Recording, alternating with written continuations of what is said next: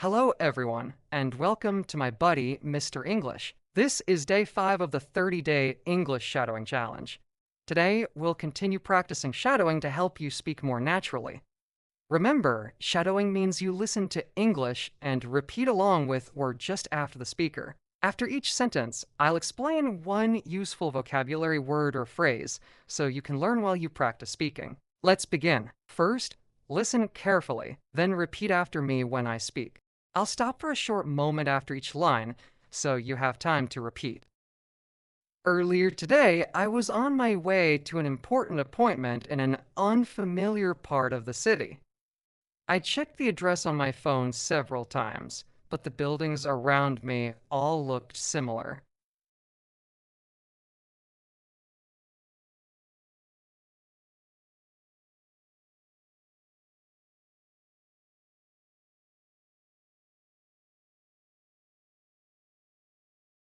Now try shadowing me again.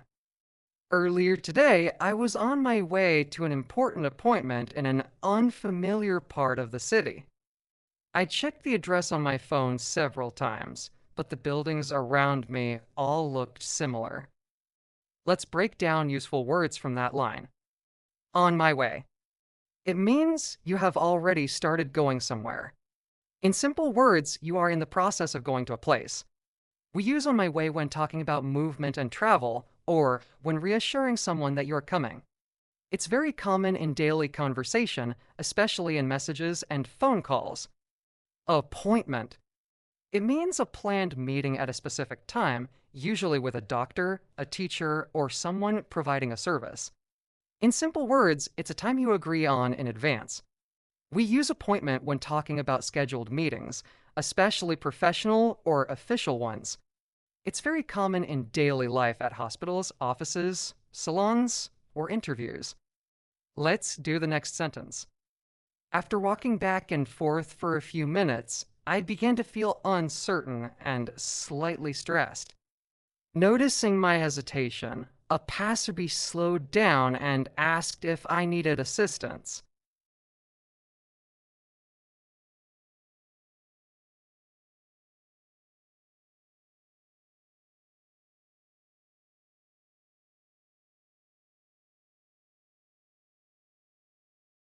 Now try shadowing me again. After walking back and forth for a few minutes, I began to feel uncertain and slightly stressed. Noticing my hesitation, a passerby slowed down and asked if I needed assistance. Now, let's focus on phrases from that line. Walking back and forth. It means walking in one direction and then the opposite direction repeatedly. In simple words, you keep pacing from one side to another. We use it when someone is waiting, thinking, nervous, or unsure, and they can't stay still. It's very common in descriptions and storytelling. Passerby. It means a person who is walking past a place, especially someone who is not involved in what's happening. In simple words, it's someone just passing by. We use passerby when talking about people in public places like streets, parks, or stations who are nearby, but not part of the situation. Let's do the next sentence. I explained my situation, and he listened carefully before giving clear directions. To be extra helpful, he walked with me for a short distance and pointed out a nearby landmark.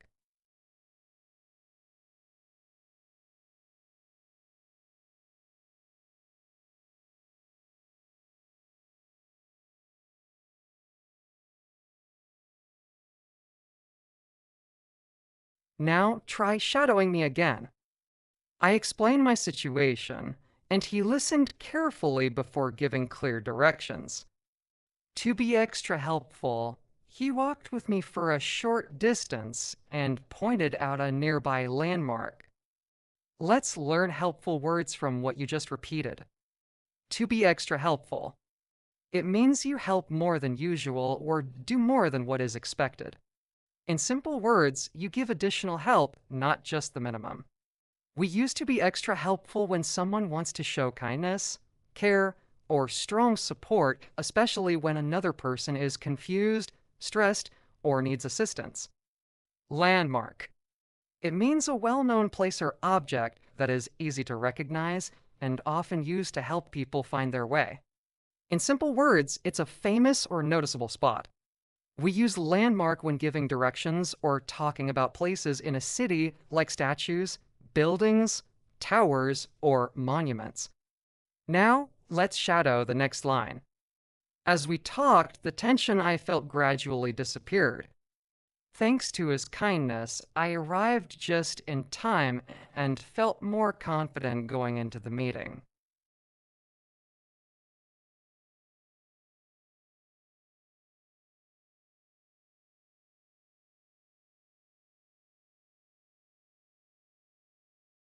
Now, try shadowing me again.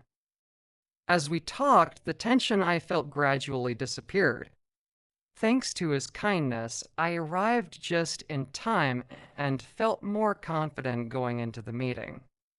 Now, let's break down the key vocabularies. Gradually.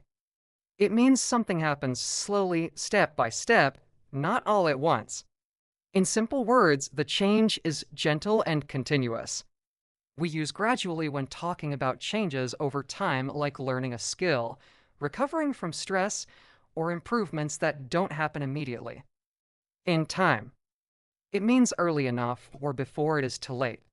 In simple words, something happens at the right moment. We use in time when talking about deadlines, arrivals, or preventing problems. It often shows relief that something happened when it needed to. Let's move on to the next line.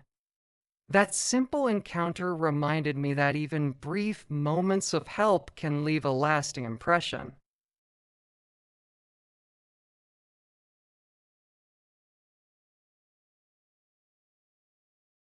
Now try shadowing me again. That simple encounter reminded me that even brief moments of help can leave a lasting impression. Let's take a quick look at the vocabulary in that sentence. Lasting. It means continuing for a long time or not ending quickly. In simple words, something stays for a long period. We use lasting when talking about effects, feelings, relationships, or results, especially when they continue beyond the moment. Great job today! If you want to keep improving your English, join this 30-day shadowing challenge and practice with me every day. Like the video, subscribe, and comment ready to stay motivated and not miss the next lesson.